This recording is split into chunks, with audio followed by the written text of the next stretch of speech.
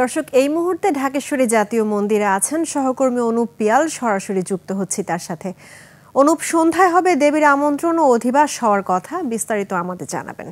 সবার জন্য উন্মুক্ত করে দেওয়া হয়েছে মন্দিরের যে মন্দিরের দেবী যেখানে আছে সেই যে পর্দা সেটি উন্মুক্ত করে দেওয়া হয়েছে। এবং আমি যদি আপনাকে একটু দেখাতে চাই তাহলে দেখাতে পারি যে ভক্ত যারা রয়েছেন তারা ইতিমধ্যেই যে মন্দির প্রাঙ্গণে এসে ভিড় করতে শুরু করেছেন এবং যে ষষ্ঠী পূজার যে আনুষ্ঠানিক যাত্রা সেখান থেকেই শুরু হয়ে গেছে আনুষ্ঠানিক যাত্রা। এবং এই আনুষ্ঠানিক যাত্রার মধ্য দিয়েই যে দেবী পক্ষের যে দুর্গা পূজার যে শুরু সেটি শুরু হয়ে গেছে। এবং আপনাকে যদি আমি আরেকটু জিনিস বলতে চাই সেটি যে এই ষষ্ঠী পূজা যে বলা হয়, ষষ্ঠী পূজাকে বলা হয় দুর্গা পূজার শুভ সূচনা।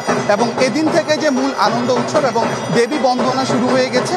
আমরা দেখতে পেলাম যে কিছুক্ষণ আগে যে দেবী দুর্গার যে চক্ষুদান, অর্থাৎ বেলগাছ থেকে দেবী দুর্গাকে যে মন্দির আজকে প্রতিষ্ঠিত করা হয়েছে চক্ষুদানের মাধ্যমে। এবং চক্ষুদানের যে প্রকৃত কাহিনী বা লোককাহিনী, যে পৌরাণিক কাহিনী অনুযায়ী যে ভগবান রামচন্দ্র হিন্দু ধর্মের যে দেবতা, তিনি যে রাবণকে যখন বধ করতে চান তখন যে তিনি পারছিলেন না, অর্থাৎ তার দেবী দুর্গার সহায়তা দরকার ছিল। তখন তিনি যে 108টি পদ্ম দিয়ে যে দেবী দুর্গাকে তিনি অভিবাদন বা আমন্ত্রণ জানান। কিন্তু তখন যে যখন তিনি পূজা দিতে যান তখন তিনি দেখতে পান যে 108টির জায়গায় 160টি পদ্ম রয়েছে। এবং রামচন্দ্রের যে নাম, তার আরেক নাম পদ্মলোচন, অর্থাৎ তখন তিনি যে তার নিজের একটি চোখ দেবীকে দিয়ে 108টি যে পদ্ম ফুলের যে দান করার কথা, তখন তিনি সেটি করতে চান।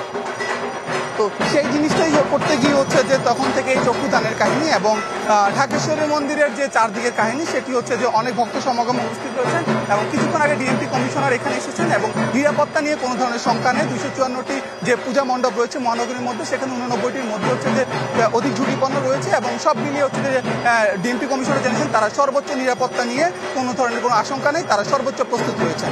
এই ছিল আমার কাছে ঢাকেশ্বরী মন্দির থেকে সর্বশেষ।